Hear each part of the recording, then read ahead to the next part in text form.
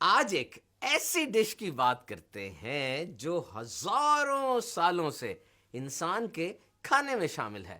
غریب ہو یا امیر سبھی اسے اپنے انداز سے پکاتے ہیں، اور بالخصوص پاکستان میں بلوچ قوم اس کو بہت شوق سے کھاتے ہیں.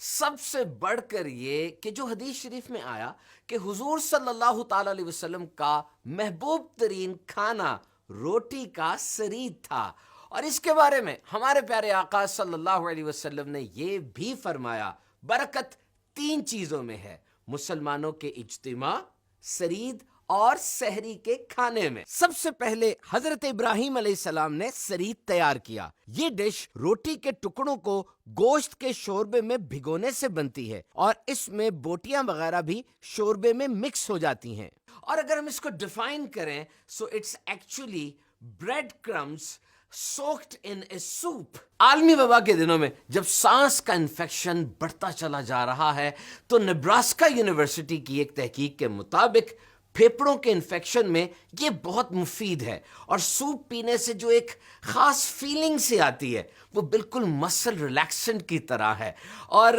اس سے جسم کو سکون ملتا ہے، اطمینان ملتا ہے، پٹھوں کو اور ذہن کو بھی بہت زیادہ فرحت حاصل ہوتی ہے.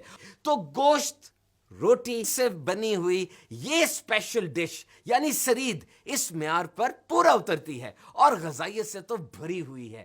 ہاں، اگر اس کو گاڑھا کرنے کے لیے کوئی تھکنر ڈالا جا رہا ہے یا نمک اور مسالہ جات زیادہ اس میں ہیں تو وہ فوائد حاصل نہیں ہوں گے. بہترین یہ ہے کہ یہ ایزی ٹو کک ڈش اپنے گھر میں بنائیے اور ایسی چیزیں ڈالیے کہ یہ وائٹامنز اور منرل سے بھر جائے، اور بالخصوص بچوں کو ضرور دیجیے گا. انشاءاللہ قوت مدافعت میں یعنی پاور آف امیونٹی میں زبردست اضافہ ہوگا، اور نزلہ زکام جیسی جو چیزیں چلتی رہتی ہیں ان سے بھی بچت ہوگی. اور ایک بات یاد رکھیے گا، یہ جو کھانے کے آغاز میں سلاد اور سرید یعنی سوپ ٹائپ چیز کے بارے میں کہا جاتا ہے، اس سے انسان اوور ایٹنگ سے بچ جاتا ہے جو بہت بڑا پرابلم ہے. آئیے ایک حدیث پاک سنا کے اپنی اس کلپ کو اینڈ کرتا ہوں کہ اللہ پاک کے آخری نبی صلی اللہ تعالی علیہ وسلم نے ارشاد فرمایا، تمام عورتوں پر عائشہ کو اس طرح فضیلت حاصل ہے